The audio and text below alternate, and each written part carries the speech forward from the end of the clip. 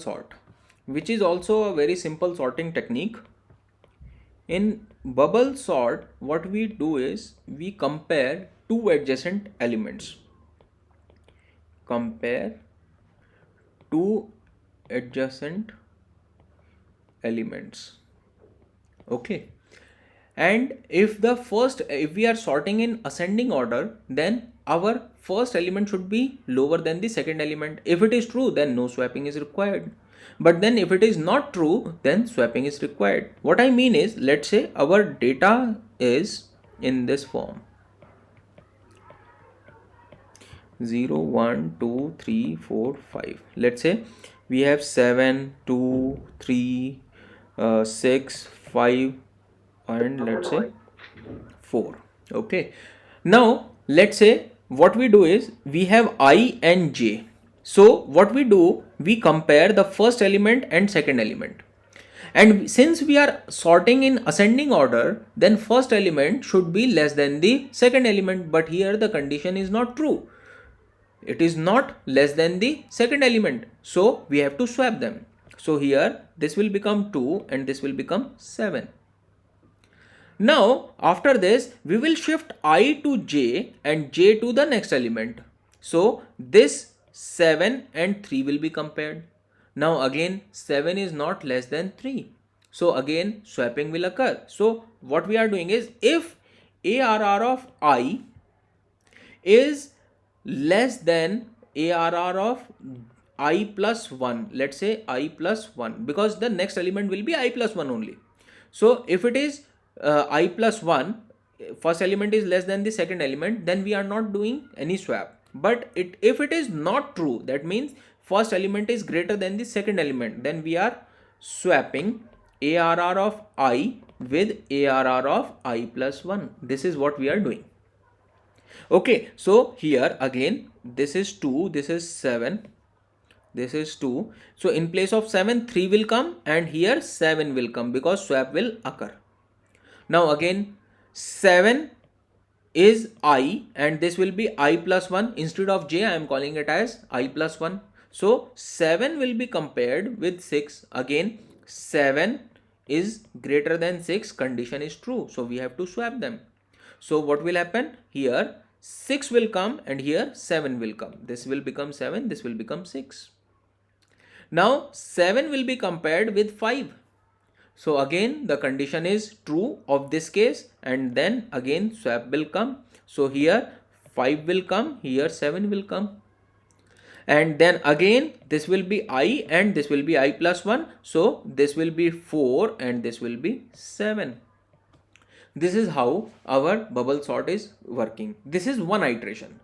Obviously our array is still unsorted, but this is only one iteration. Now in the second iteration, again we will compare these two elements. Now again 2 and 3. So 2 is less than 3, true, no swapping is required. 3 less than 6, condition is true, no swapping is required. 6 and 5, now the condition is, this condition is true, that is 6 is greater than 5, so here swap will work. So 5 will come here and 6 will come here. Then again 6 and 4, so again 6 is greater than 4, so again the swapping is required. So 4 will come here and 6 will come here. And forward we need not to go, because in the bubble sort what we are doing is we are sorting our array in such a manner that every time our largest element will be shifted to the last. Okay, this is how we are trying to do, and this is the loop invariant condition. Okay, so if we have to write the program for this, so we have to run a loop from 0 till n minus 1, because we are considering the two elements. So if this is the ith, then this will be the I plus 1 element. Okay, if I run I at this place, then the next element is not available, so that's why I am running till n minus 1 only, and I plus 1. After that, for j is equal to I and j is less than what? not I, j is equal to 0 and j is less than, again let's say n minus 1 j plus plus, and here we are comparing ARR of j. If this is greater than ARR of j plus 1, that is two adjacent element, then we are doing swap, that is array of j and j plus 1. If it is not, then we are simply moving out. And my claim is, after this two for loops, our array will be sorted. Okay, here also in this case we are working with n minus 1 into n minus 1, that is asymptotically it will give you n square as the time complexity. And since we are not using any extra space, so the space complexity will be big O of 1. And in the worst case, what will happen in the worst case? See, every time if we have to swap the numbers, every time, then it will be the worst case. So how it can be worst case? 5, 4, 3, 2, 1.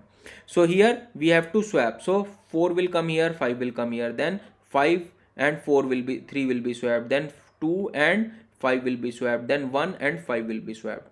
Then again 4 and 3 will be swapped, then 4 and 2 will be swapped, then 4 and 1 will be swapped, then again 3 and 2 will be swapped, then 3 and 1 will be swapped, and then this is going till last. So every time we have to swap. So worst case is already worst case is reverse sorted. So if we have to sort in ascending order and the numbers are in descending order, then it is reverse sorted and it is the worst case. In best case, what we are doing is, in best case, already sorted.